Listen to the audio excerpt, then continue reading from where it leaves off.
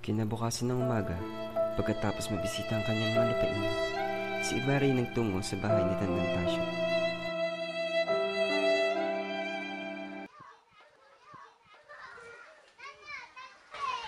Ikaw nga ba? Pagpaumanin niyo po, nakita ko kayong abalang-abala. Bueno, may kaunti lang naman na sinusulat, subalit hindi naman ako nagmamadali. Mayroon ba akong may paglilingkod sa iyo? Marami po. Nagsadya ko upang malaman ng isang napakalagang bagay kahapon ng hapon. Nadakip ba nila ang swing palad na iyon? Si Elias ba ang inyong tinutukoy? Paano niyo ito nalaman? Nakita ko ang asawa ng Alperes. Hindi niyo siya inimbitahan sa inyong kasiyahan. Kung gaano kasama ugali ng paralumang ito, ay gayon din katuso at naghaka na tanging isang lukulukong panghas. Sabihin niyo sa akin ngayon kung sino sa bayang ito ang mga taong maaari kong lapitan upang magtugumpay ang panukala ko ukol sa pagtatayo ng paaralan. Kararating ko po lamang at halos isa akong banyaga sa sariling bansa. Isasagawa ninyo ang bagay na minsan kong pinangarap, pangarap na isang pobreng baliw. Ang aking unang may papayo ay wag niyo akong hingan ng payo. Ang aking ikalawang payo ay sumangguni ka sa kura, sa Teniente Mayor at sa iba pang may mga katungkulan. Maganda po ang inyong payo, ngunit mahirap itong sundin. Kailangan ko pa bang ilihim ang aking mga binabalak? Subalit, walang naniniwala sa katotohanan. Naniniwala po ako sa inyo. Maraming salamat po. Mauna na po ako.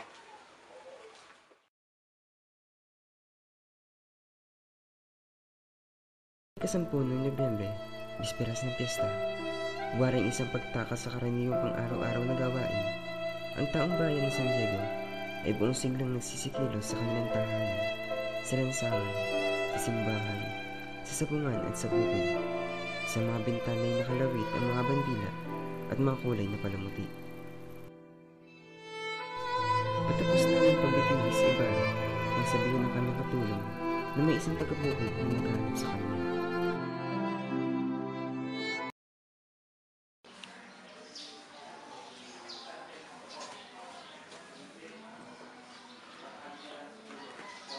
Senyor Ibarra, may naghahanap ko sa inyo sa labas.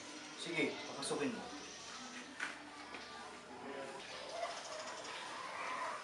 Niligtas mo ang aking buhay, ngunit kakaunti pa lang nababayad ko. Wala po kayong dapat ipagpasalamat, senyor. Pumarito po ako upang maipakiusap para sa inyo. Sige, sabihin mo. Kung sisikapin ng katarungan ng mga tao, nalutasin ang hiwagang ito. Kung maaari po lamang huwag yung ipagsasabi kanino man ang babalang sinabi ko sa simbahan. Huwag kang mabahala. Alam kong inuusig ka nila. Ngunit, hindi naman kita isusuplong. Aba, hindi po ito para sa akin. Hindi para sa kapakanan ko. Ito po ay para sa kapakanan nyo. Wala akong kinakatakutang sino man. Ano naman ang ibig mong sabihin? Hindi po ako nangungusap ng patalinhaga. Pero para na rin sa inyong kaligtasan, kailangang isipin ng mga kaaway nyo na kayo'y naging pabaya at sobrang nagtitiwala. Mga kaaway? May kaaway ba ako? Ginoo, lahat po tayo ay meron. Mula sa pinakamaliit na insekto hanggang sa mga tao, mula sa pinakadukha hanggang sa pinakamayaman at pinakamakapangyarihan, ang pakikipag-away ay batas ng buhay. Hindi ka isang mabubukid o piloto lamang. May mga kaaway po kayo sa mataas at mababang lipunan. May kilala ka ba sa mga kaaway ko? May isa akong kilala, yung namatay. Kagabi ay natuklasan kong may binabalak siyang masama laban sa inyo. Narinig ko ito sa kanilang pag-uusap ng isang taong nakihalo at nawala sa karamihan. Dinaramdam kong namatay ang taong iyon. Marami pa sana tayong malaman tungkol sa kanya. Kung nabuhay siya, maaari siyang makaligtas sa walang katiyakang katarungan sa mga kamay ng mga taong bulag. Hinatulan na siya ng Diyos. At ang Diyos nawa ang siyang maging huling hukom natin. Naniniwala ba kayo sa pagkakataon? Ang paniniwala sa pagkakataon ay parang paniniwala sa milagro. Papatunay ang dalawang iyon na hindi alam ng Diyos ang kinabukasan.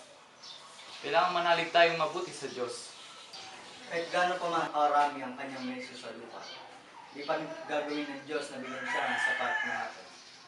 Kailangan at makatarungan paminsan-minsan ay hatulan din ng mga tao kanilang kapwa. Tama. Kung ito ay para sa kabutihan at hindi para sa kasamaan. Tama. Sapagkat kung mali ang hatol ng mga tao, wala silang kapangyarihan para ituwid ang kalang mga pagkakamaling nagawa. Paalam na, Senyor Ibarra. Naabala ko kayo. May naghahantay sa inyo. Mauna na po ako. Ngunit, kailan ulit tayo makikita? Kailanman kailangan niyo ako.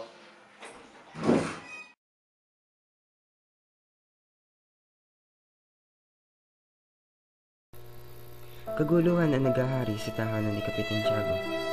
Di pansin nang umiyak na si Maria Clara ang mga pangaliw ng kanyang tiya Isabel at ng kanyang kinakapatid na si Anday. Pinagbawalan siya makipag-usap kay Ibarra ng kanyang ama hanggat hindi napapawalang bisa ang automatikong ekskomunikasyon sa binata. Bakit kaya nakasarado ang mga bintana ng bahay ng Alcaraz? Nasaan ang muskuladong mukha ng Medusa ang musa ng buhay Isabel habang nagdaraan ang prosesyon? Napagtanto kaya ni Doña Consolacion kung gaano kapangit sa paningin ang mapintod niyang ugat sa noo na tila hindi dinadaligan ng dugo kundi ng suka at ng akla.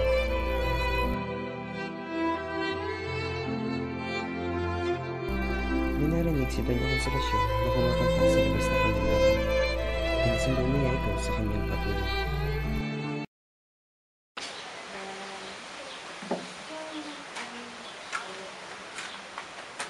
Bailar! Bailar! Bailar! Bailar!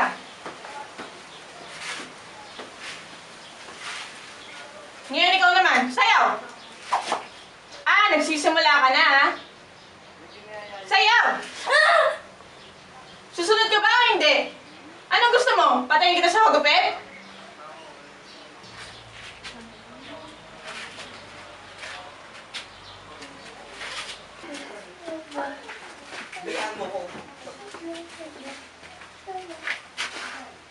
Ano nangyayari sa'yo? Hindi ka man lang nagmagandang gabi. Ilabas ang babae ito. Pakisabi kay Marta, palta ng kamison at gamutin ang mga sugat ito. Bigyan ng mga kain at maayos sa higaan. Siguraduhin hindi siya namamaltrato. Dahil bukas, dadalhin siya sa bahay ni Senyor Ibarra.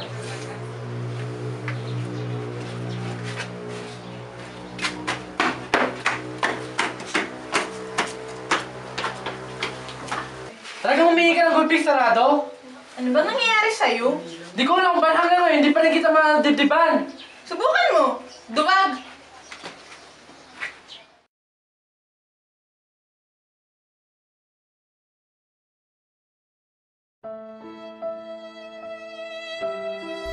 Dahil hindi makatulog, ipinasaya ni Ibarra na magtrabaho na lang sa kanyang gabinete upang makaiwas sa kalungkotang pinalala ng gabi.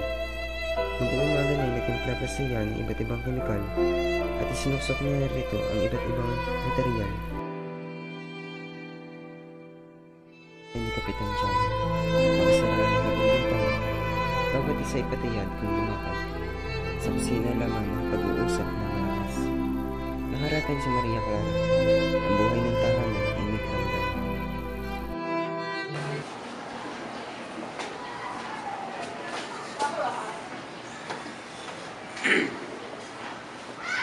Hahamunin siya ni Linares sa isang relo. Naririnig niyo ba? Kung hindi, huwag niyo siyang papahintulutang ipakasal ni Clarita. Pakakasal ka pala sa lalaking iyan. Alam ko ang iyong pagiging malihim, ngunit hindi ko alam na ikaw pala isang saluwangan. Pakatandaan mo, Clarita. Huwag kang pakakasal sa isang lalaking walang pantalon. Ni aso, hindi ka igagalang.